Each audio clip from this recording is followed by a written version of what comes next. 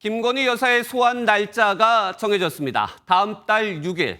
김 여사는 일단 조사에 응하겠다고 했는데 첫 공개 수사가 이루어질지 관심입니다. 법조팀 이시열 기자와 자세한 이야기 나눠보겠습니다. 이 기자, 드디어 공개 소환 날짜가 잡혔습니다. 수사에서는 어떤 의미가 있는 겁니까?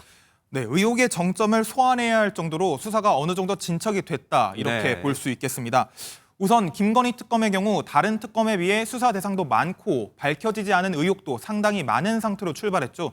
때문에 김건희 여사에 대한 소환 조사가 언제 이루어질지에도 큰 관심이 쏠렸습니다.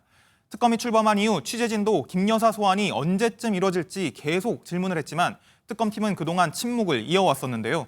하지만 이번에 소환 일정을 밝힌 건 다양한 주변 조사와 함께 유의미한 증거 자료들을 확보한 것으로 풀이됩니다. 네, 그렇다면 특검팀이 예정대로 김 여사를 소환해서 불렀어요. 그렇다면 가장 최우선적으로 어떤 질문을 할까요?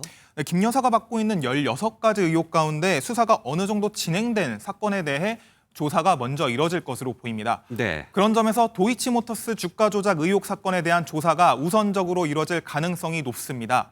이미 서울고검 재수사팀이 김 여사가 주가 조작을 인식한 정황이 담긴 수백 개의 통화 녹음 파일을 확보한 만큼 관련 증거가 많이 확보된 상황이기 때문입니다. 김 여사의 계좌를 관리한 핵심 관계자인 이종호 전 대표가 오늘에 이어 내일도 조사가 잡혀 있는 만큼 특검팀도 많은 관심을 두고 있는 것으로 보입니다. 특검팀은 의혹을 둘러싸고 김 여사의 개입 여부를 비롯해 관련 정황을 인지하고 있었는지, 알고도 묵인했는지 등을 캐물을 것으로 보입니다.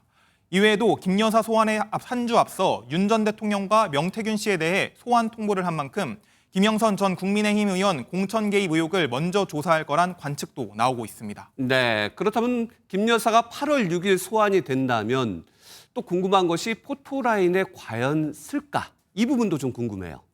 네, 특검팀에서 주요 피해자에 대한 공개 소환 원칙을 밝혀온 만큼 김 여사도 공개 소환될 것으로 보입니다. 다만 김 여사가 출석 요청을 받은 당일 출석할지는 아직 불투명한데요. 예. 김 여사의 변호인은 MBN과의 통화에서 원칙적으로 조사에 응하겠다면서도 장담은 할 수 없다며 날짜를 변경할 가능성도 있다고 전했습니다.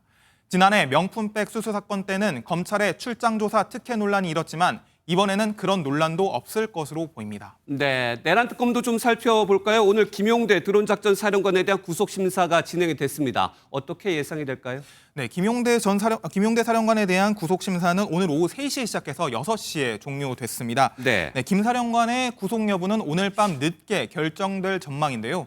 구속영장에 평양에 무인기를 침투하는 작전을 실행한 후 이를 은폐하려 했다는 취지의 내용이 담긴 것으로 알려진 만큼 김 사령관의 구속 여부가 특검팀 외환 혐의 수사에 큰 분수령이 될 전망입니다. 그러면 오늘 구속에 따라서 좀 전망도 엇갈릴 것 같은데 일단 그렇다면 외환죄 수사 전망은 한번 짚어주시죠. 네, 무엇보다 김 사령관은 내란 특검팀이 외환 혐의 관련 주요 인사 중 처음으로 신병 확보에 나선 인물이죠. 만약 김 사령관이 구속된다면 윤 전 대통령의 외환 혐의 수사에도 탄력이 붙겠지만 그렇지 않다면 수사에 난항이 예상됩니다. 외환 혐의 수사의 범위가 넓고 군사 기밀을 다루고 있는 수사 특성상 결론을 내리기까지 다소 시간이 걸리기 때문인데요. 향후 특검팀은 김 사령관 외에도 무인기 작전에 참여한 관계자들에 대해서도 조사를 이어나갈 것으로 보입니다. 네, 특검 소식 자세히 살펴봤습니다. 지금까지 법조팀 이시열 기자였습니다.